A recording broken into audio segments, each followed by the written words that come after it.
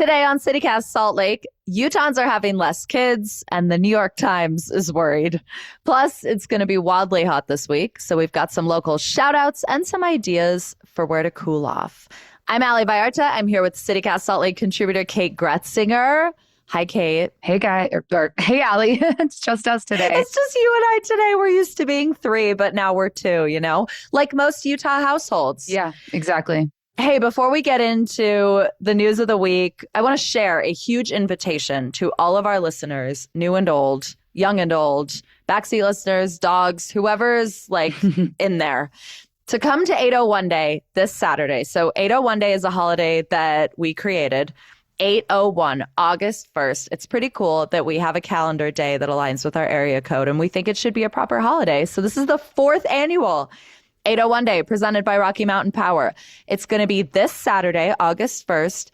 We invite you to join us at the Milk Block on 900 South. That's where the co-op is, from 5 to 9 p.m. Totally free, all ages, tons to do. Are you going to be there, Kate? Yeah, I think so. I wouldn't miss it. Yeah. Well, you love to shop. So you'll love that we're going to have an artisan market. Some of your absolute favorite vendors will be there. Little Tiny Egg, the hand-drawn photo booth. I love that. Tomodachi Bake Shop. I don't have one of those yet, so. Oh, you need one. Goose Glass, Empanadas 801. They were with us last year, and their empanadas are wonderful. The Rug Lounge will be there, which is really fun. They do rug tufting, so you can make your own rug and learn how to tuft. It's going to be a wonderful time. Come for the market. Come for the music by KRCL. Neighbors Bar is going to do a beer garden. Wow, nice. I know. It's going to be, I'm really excited. Every year, 801 Day gets better. And I think this year is going to be the best one yet. So totally free. We would absolutely love if you RSVP'd so that we can give all of our vendors a heads up and make sure they've got enough of everything. Totally. There's a link in our show notes to do that, to an Eventbrite. So please do. But if you don't have time or you forget or you want to bring 100 friends Saturday morning, no problem. We'll see you Saturday night at the Milk Block, 5 to 9 p.m. All right, Kate, you and I are well poised to talk about this story from the New York Times that I think went up over the weekend because we don't have children. We're in our 30s. It's literally about us. It's literally about us. The headline took me out. Even in Utah, land of big love, families are getting smaller. And the short version is that our fertility rate has dropped by 27%. This is the largest drop in the nation. How did you feel reading this story? Yeah, well, first on the headline, some listeners may not know the show Big Love was I think maybe an HBO show. It was like a high touch series. What do you call it? Elite TV. A prestige television. Prestige television show about polygamists in Utah that aired, I think, in the 2010s. Oh my gosh. Bill Paxton, may he rest in peace. Chloe Sevigny. Kind of an outdated reference by the New York Times, but anyways, worth going back and watching if you live in Utah and you haven't seen it. Well, it's sort of exactly right, because whenever we talk about the New York Times talking about us, we have to acknowledge the lens of the New York Times, like the patina of the New York Times. And so having to draw what's happening in our state into the context of an HBO prestige drama to make it make sense for the readers of the New York Times is sort of exactly right for them. They have to. They can't help themselves. Yeah. They're like, what do people know about Utah? That one show that aired 10 years ago? Yeah. Okay. Anyways. Yeah. When I saw this, my first thought was, duh. We know that birth rates are falling across the country. I guess a little bit surprising that it's also happening here, but not really, because you talk to anyone in Utah, you listen to the governor talk, you listen to the people who run our state legislature talk, and they're always talking about affordability and housing. And those are the two biggest issues in our state, really. And environmental quality, of course, which we'll get to. And those factors, affordability, which includes housing, and environmental quality degrading, combined to make it pretty obvious that people would be having less children, I think. Yeah.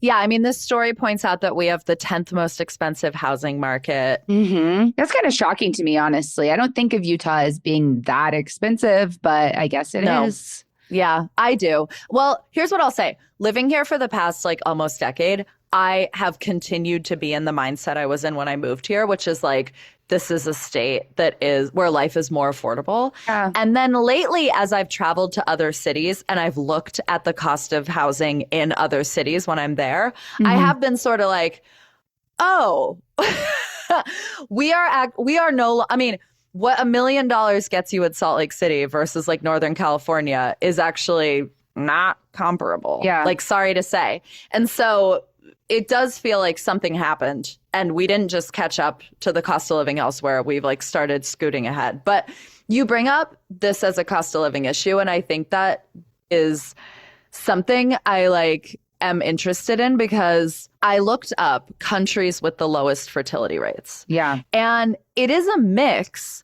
of places that are, I would say, places that have really like have a strong social safety net, made life more affordable for families, centered the like reproductive well-being and education of women, et cetera, and places that haven't necessarily. It's like kind of a true mix. So like, you know, you've got South Korea, Taiwan, Singapore, the Ukraine, Barbados, Luxembourg, like it's like like Italy, Finland, Spain, Poland, of course, and then also like Puerto Rico. So it just feels like there isn't one singular trend. And I love the idea that a declining fertility rate that we can point to policy reasons for it. And if it can encourage our state to really be thoughtful about affordability issues for families, about what it's like to be a young woman, thinking about whether or not becoming a mother seems even tenable, let alone fun and adventurous. Yeah. I would love if they like use that as an excuse, but I don't know that like actually implementing those policies will make our fertility rate go back up. Does that, am I making sense? Yeah. I mean, I think it comes down to money. And I actually just looked up this Mitt Romney bill. If you guys may remember, he filed some legislation back in 2021 that would basically just be direct payments to parents when they have kids. And this article in KUR is by none other than Emily Means, CityCast producer. Shout out Emily. And he was proposing that parents would receive $350 a month for kids up to age 5, then $250 a month up until 17. And monthly payments would be capped at $1,200 a month, basically. So, I mean, look, it's it's really funny in the context of our current political climate. I don't know if you've sort of been following Trump's rhetoric lately, but he's really using the C word, communism, not the other C word a lot. And basically I was listening to On the Media, another podcast, and they were talking about how the Republicans are leaning really hard into the Red Scare, like a second Red Scare right now, really bringing up communism as like a threat to our country. And yet here we are. Mitt Romney in 2021 was proposing we send direct payments to parents to incentivize them to have children. And that is literally essentially what these Republicans would call communism, which I just think is hilarious. It's like, you guys have created this problem of affordability by deregulating everything and letting, private equity buy up every company and charge us exorbitant amounts of money for a sandwich. And now you want us to have babies? No. Right.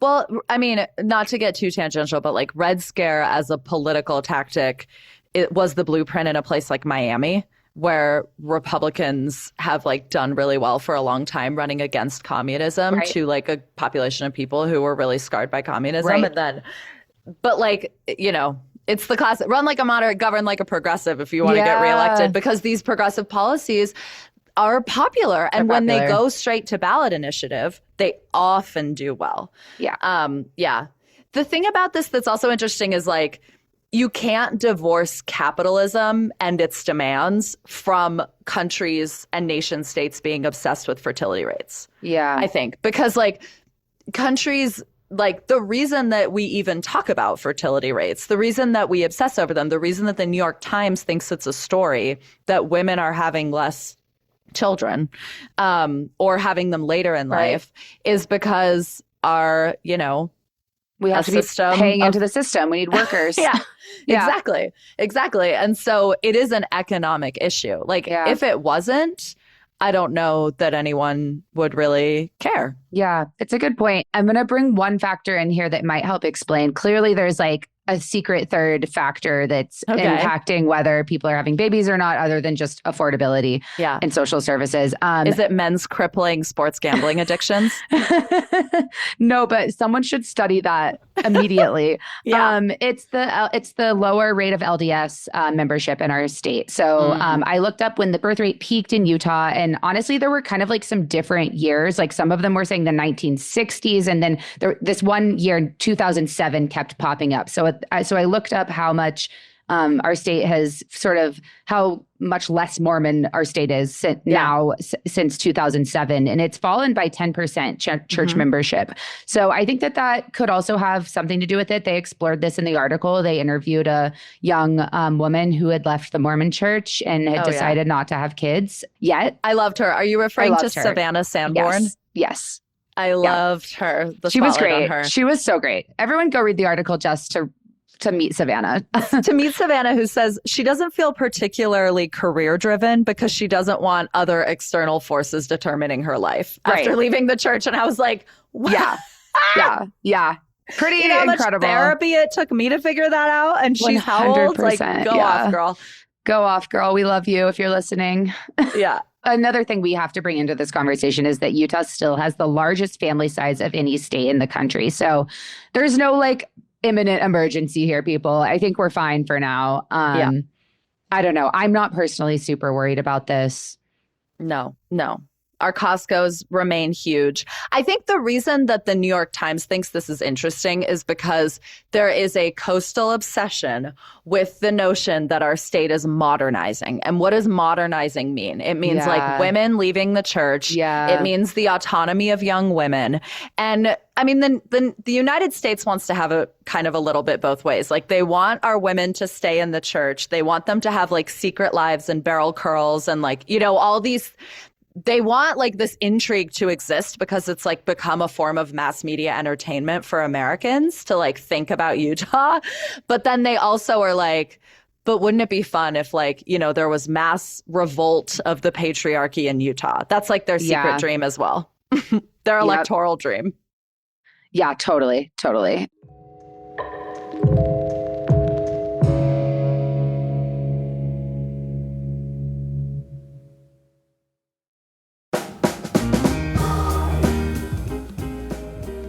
Chances are there is a big financial move in your future.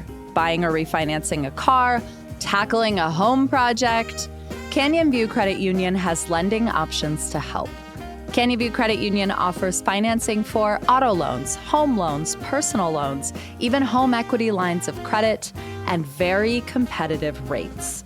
But most of all, you're going to work with local lending experts. Real people who will take time to answer your questions, your actual neighbors, at a credit union that isn't a big bank, but a community institution. Canyon View Credit Union staff are known for outstanding customer service from application to closing. So if a loan is part of your next chapter, Canyon View Credit Union is here to help you move forward. Visit canyonviewcu.com to learn more. That's canyonviewcu.com. Federally insured by NCUA. Terms and conditions apply.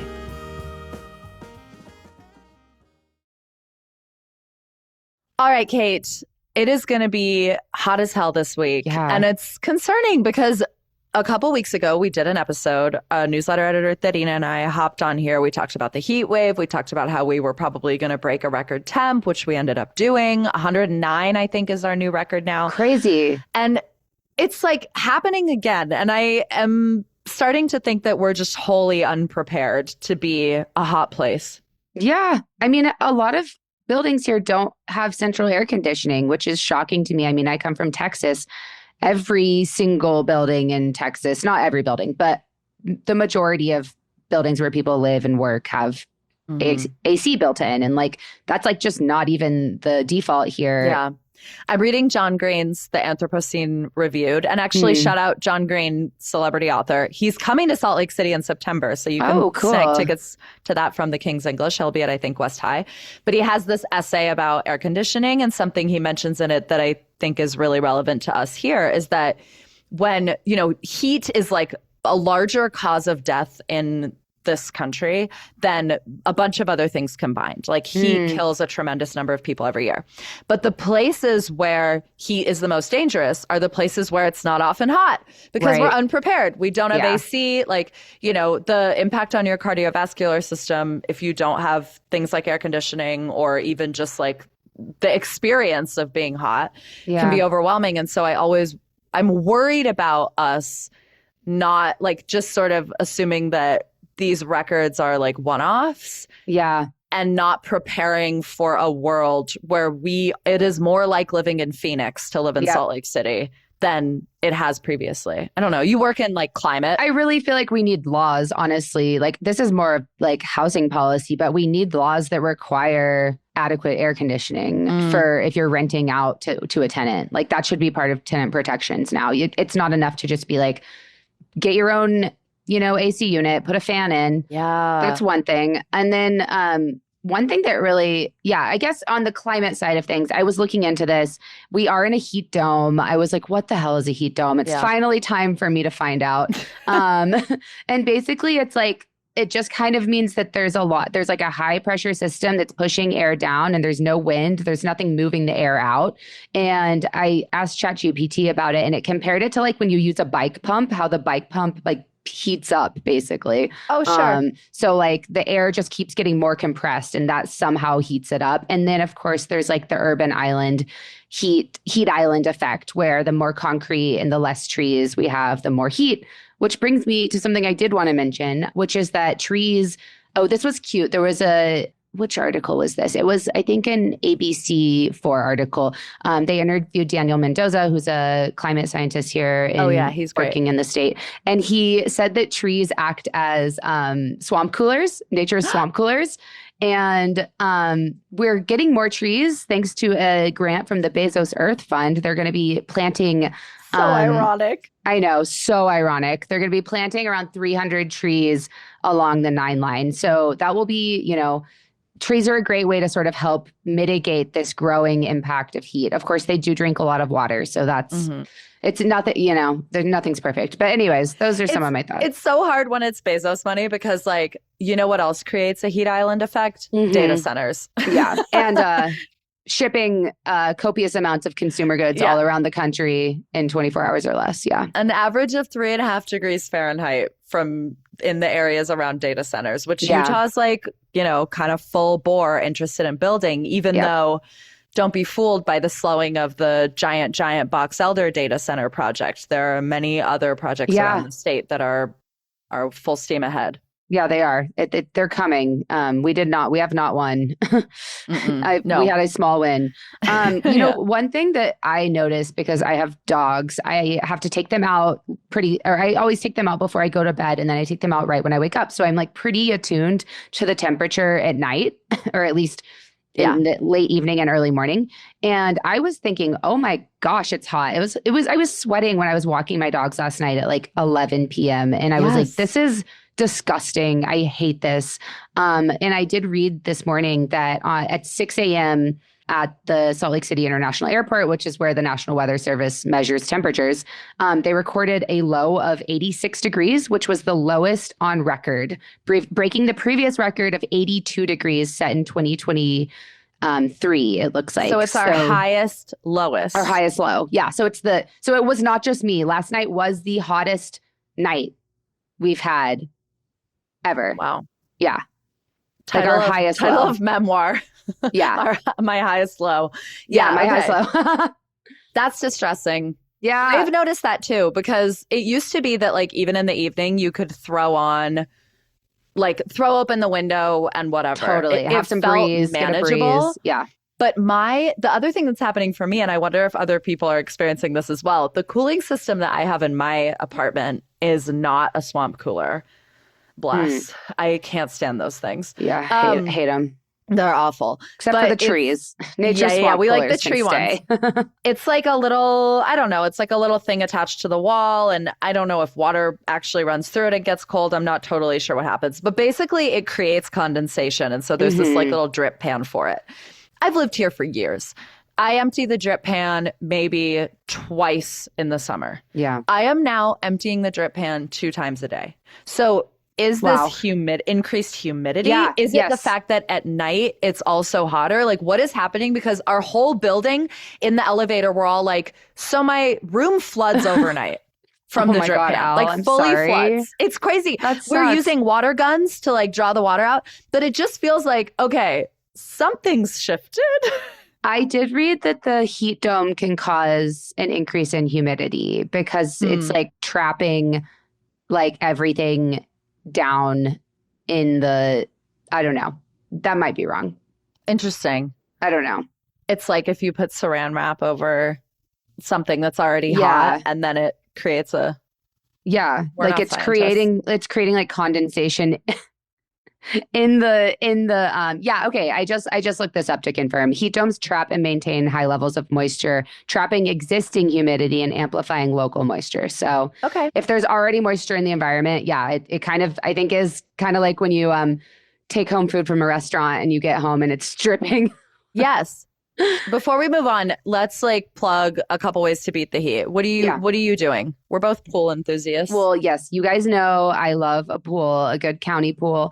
I actually have a pool in my apartment now, so I'm going to the public pools less, but I was just looking at them because I was wanting to jog my memory, and they are really fabulous. Like, we have some county pools here in Salt Lake County that could be at a country club. Like, they have, I agree, incredible amenities. Some of them sell snacks and drinks, not alcoholic drinks, just regular drinks, but you can bring your own snacks and beverages. If you bring them in a bag or a cooler, you can bring your own chairs to most of our county pools. I think there is some discrepancies in what you can and can't do. So call ahead if you're, worried about that. But, our pools are a great resource that we have. And if you haven't been to the one sort of like out in Magna, there's a great one. Riverton has a nice one. The Magna one has a beach. A beach, yeah, it has a little beach. Yeah. You can wade in. You can kind of like lay there on the beach, like you're at a beach. If you don't want to put your whole body under. Yep. Anyways, highly recommend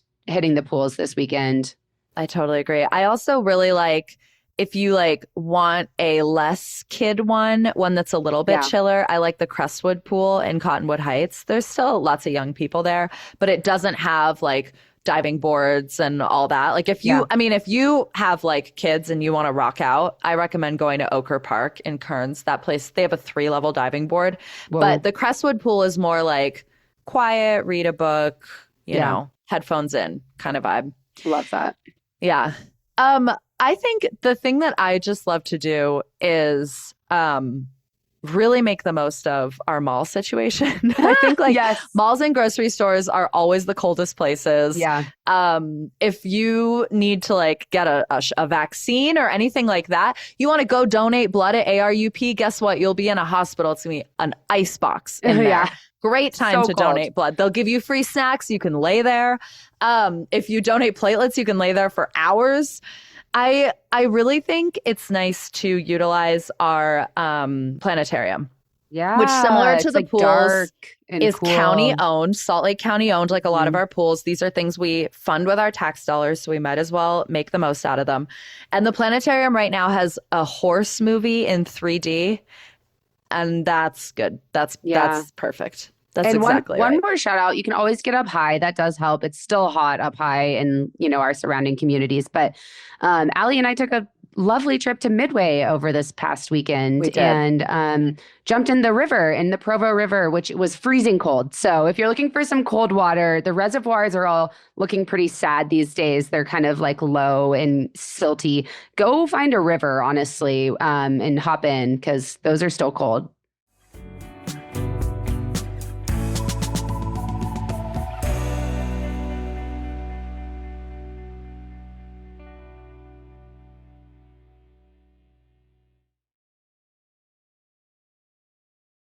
All right, Kate, it's Tuesday. On Tuesdays, we do shout outs. What's your shout out?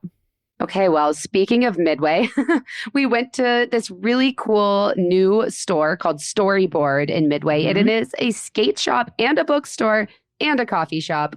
I had the blueberry cardamom espresso tonic, and it was maybe the best cold coffee drink I've ever had. So go check them out. They're having actually a party on August 10th to celebrate the owner's book. She wrote a book and they're having a book party. So check that out. Storyboard Midway. I love it. Yeah, the party's free, but they require RSVP. There's going to be a band. I'm pulling up the RSVP now. Food from the Pizza Yard, hard cider from Dendrick Estate. Go off. I think I'm going to go. Yeah, me too. Okay, my shout out is to Wild Bird Supplies, a place that I drive by constantly and don't think about very often because I don't have a garden. But they are the little bird store next to the Dutch store across from Beans and Brews on what is that, like Highland and 23rd or 27th South or something like that, just south of Sugar House. And they have this sign out front that says live ladybugs. And I was like, that's so fun. Why? So I looked it up, and I guess ladybugs are like a dream in your garden, and they are a natural pest control. They eat mites and other things. They apparently have to eat like a shit ton of mites. Like for how small they are, they have to eat quite a bit. And then they're also natural pollinators. So I learned from their little road sign and a little bit of Googling that you can go and buy ladybugs from them and release them into your garden. How cool. And they'll protect your plants. And they're so cute. And they're charming. Okay, before we go, I have to give a huge shout out to some of the newest folks in our membership program. Keith C., Sarah W., Patrice R., Rachel C. R., Stephen S., and Sharon L. Thank you. Thank you. Listeners, I can't emphasize enough. The reason that this show is around every single weekday is because of our members. There are folks who pitch in $10 a month or $100 a year. The survival of CityCast Salt Lake relies on a strong membership program. And we want to keep it growing. So if that's something that you can do right now, we would love if you joined. Membership.citycast.fm is the place to do it. One of the perks that we offer you in exchange, there are many, like ad-free listening, is sharing shout outs on our show and in our newsletter. We pass the mic to you. So do you want to read one, Kate? Absolutely. Addie T is plugging the Salt Lake Acting Company's summer show, The Gaslight Zone, featuring drag queen Broad Sterling, song parodies, and cursing out of our own Governor Cox. Hilarious, cathartic, and strangely heartwarming, she says. Thank you, Addie T. That sounds like a blast. Broad Sterling is a great drag queen name. Okay, I've got one from Sage D, who says, shout out to Wasatch Roller Derby and all the LGBTQ plus baddies shredding skates. They sadly lost their facility of 18 years and are looking for a new home. We mentioned this when they first got bumped out of their roller derby facility. If you own a large, like warehousey space and you want to host Wasatch Roller Derby, reach out to them. They're looking for a new home. What could be more fun? I love roller derby. I love the quiet violence. I love the concept. Okay. Membership.citycast.fm is the place to join us. CityCast Salt Lake contributor Kate Groetzinger. Have a good week, man. Thanks. You too. Stay cool. You too. That is all for us today here on CityCast Salt Lake. We will be back tomorrow morning with more from around town. Take care.